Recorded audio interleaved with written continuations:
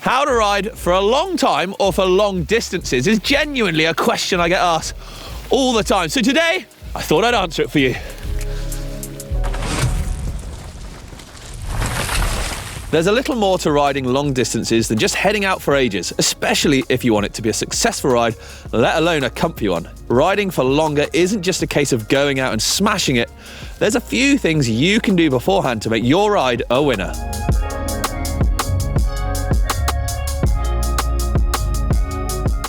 So before we go off charging into the distance, we do need to warm up. If you don't warm up, you're going to potentially cause yourself some kind of serious injury, or you're going to underperform.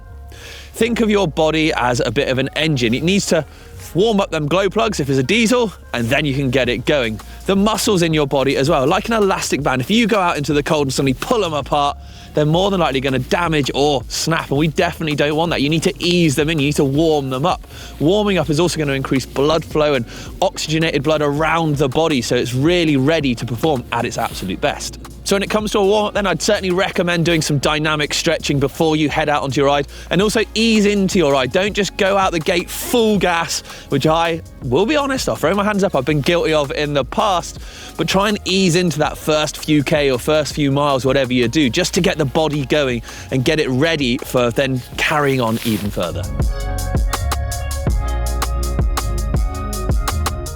Let's talk fueling now. So what you put in your body, both before, during and after, will make a monstrous difference to whether you're successful on your ride and completing it, or whether you bonk and have the worst time of your life. No exaggeration either.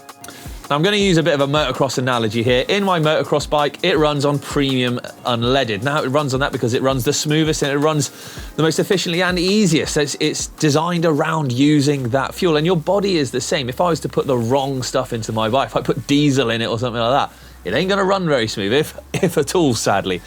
And our bodies are exactly the same. If we fill it up full of fast food, greasy food, or just food that's not really going to agree with us before a ride, we're not going to get very far before those disagreements catch up on us. So from experience, you need to be eating something quite carb heavy before your ride. Things like rice and pastas are going to be really helpful here, although be careful not to get too greedy, because although they're good for you and they're going to help release energy over a long amount of time, too much is still going to make you feel bloated, make you feel very full, and it's still going to sit there in your stomach.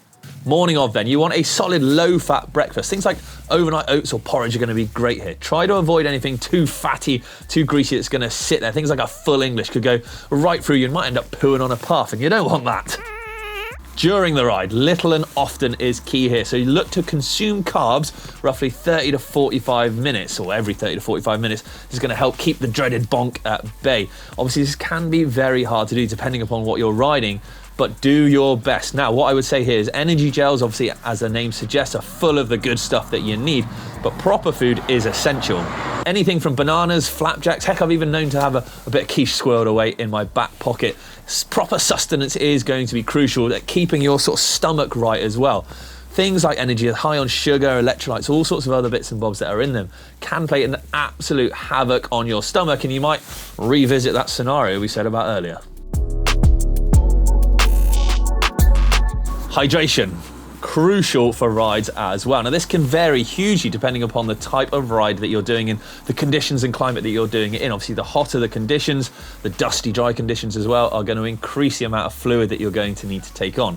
What I would recommend here is a minimum of 500 ml every hour, preferably with some kind of electrolyte tab in there as well. That's going to help replace all your things like minerals, salts, vitamins as well as give you a bit of carb and some boost in there too. If you know that you're someone that does drink a lot of fluid, then a hydration pack could come in here, like a Camelback, a really good backpack where you can put a nice big bladder in the back and take a lot. Otherwise, at least 2 bottles on the bike. I'll always look to take as much fluid as I can, just in case. You never want to get caught out, because it can really put you in the red if you haven't got enough fluid on you. Plan your route as well around potential water stops. If there is obviously none, you then need to plan your water around your ride, if that makes sense. So if you're doing a really long ride, you can't fill up, a bike where you can fit 2 water bottles on is always going to be really good, if you can, of course. Or if not, fit the largest water bottle you can, or a backpack, like I said. Or if there are certain shops or places you can fill up, plan your ride around that, and that's really going to pay dividends in the long run.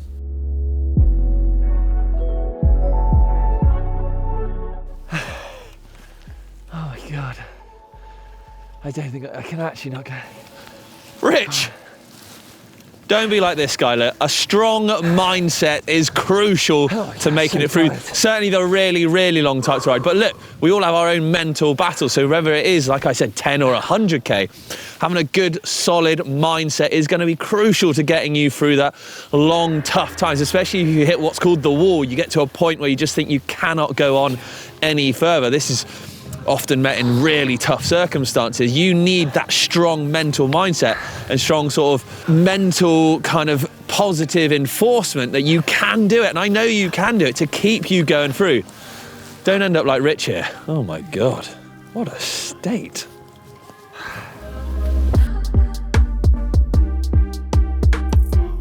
Your bike and your kit have got to fit you properly. If they don't, you're going to get uncomfortable pretty quickly and tired, well, even quicker.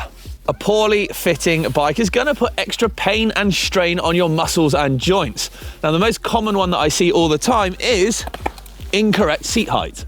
If your saddle is too low, it's going to cause a world of pain for you. Essentially, you're going to be too crunched up. So a couple of things are going to happen here. You're going to cause extra sort of inflammation and pain and discomfort around the joints, but you're also not going to be able to get the power down. You're not going to be as efficient because you're going to be trying to work from a much more crunched up position rather than a much more sort of stretched out position. When you are doing your saddle height, your legs should never be fully locked out. You should always have, at the most extended part of the pedal stroke, should we say, still a very slight bend in the knee. You should never fully lock out. Other things to look out for then. So saddle height is crucial, but also saddle position. So fore and aft and tilt, bar roll, bar length, or bar width, I should say, sorry, stem length, stem height, so your stack height there as well. These are all going to play a crucial part in just how comfortable your bike setup is gonna be. Now, we could dive into this a lot, like there's a lot to talk about there, but I have done a video in the past where I've gone through a full bike fit and setup, so I'll link that in the description down below, so head there, click that for a real detailed look at just how to set your bike up. Okay, remember, it's not just your bike that's got to be fit and functionable as well, your clothing and kit does too. There's no point heading out on a day like today in jeans, t-shirt and a hoodie because you're gonna freeze to death. I know bike kit can add up in cost, so it's quite tricky to just suddenly go out and buy it, but you'll sort of end up accruing it over time. But you know, today is cold, I'm wearing gloves, and that doesn't happen very often. I've got base layers on to try and keep me warm, and I've got a good wind/waterproof coat as well, which is gonna mean I can actually stay out longer because I'm gonna be more comfortable. I'm not gonna freeze to death straight away, so I can get a nice big ride in.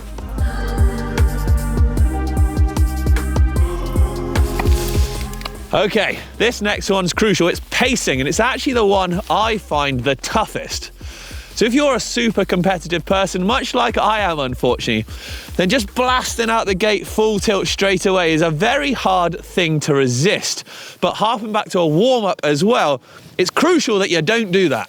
If you're new to long distance riding, try to find a pace that you can sustain for the entirety of the ride. However, if you finish the ride and you feel pretty fresh, that's no bad thing, don't worry. It just means that maybe you could go a little harder next time, but it means you'll get a gauge of just what you're capable of, and then you can up it when you do that future rides. If you're fit as a fiddle mind, or you're very used to long times or long distances in the saddle, well then you're gonna have a pretty good gauge of what you are able to do and how long you can do it. So what I'd recommend for a lot of people here is upgrade. Use metrics, so numbers, to gauge just the effort that you're putting out. Things like heart rate are a great way of knowing exactly what kind of stresses and strains your body's under. Power is the most accurate way of gauging exactly how much effort you're putting in. It's the most truest numbers because there's no other factors that really affect it. It's literally just the amount of power you're putting out through the pedals, cranks, whatever kind of device you're using to measure that. However, they aren't cheap, so it's a bit of investment. You've got to be serious if you're going to go down the route of getting a power meter. Once you've got these metrics and numbers, your maximals, doing a little fitness test here can sort of help you find out what you're maximally capable of. You can then work to zones. So zones work from 1 through till 6, and operating within these zones, 1 being the easiest, 6 being the absolute hardest, you know what's going to be sustainable for a long period of time.